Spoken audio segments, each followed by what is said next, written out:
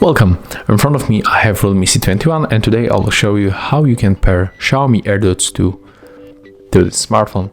So at the first you have to open Bluetooth settings on your REALME and tap on the switcher. Right now when the Bluetooth is activated you have to open case of your AirDots and we got two ways how to pair them. When the indicator starts blinking, it means that they are automatically in the pairing mode and you don't even have to do anything, just simply take a look on the available devices list and pair them.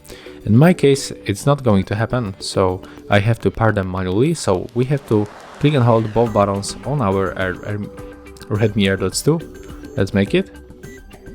Keep holding, and as you can see, when the indicators are blinking, we can click on the right upper corner or just simply refresh another time. Let's go back and let's open it one more time. As you can see, after a few moments they pops on the list, so we can simply connect to them. And that's all. So if you find this video helpful, remember to have a like, comment and of course subscribe to our channel.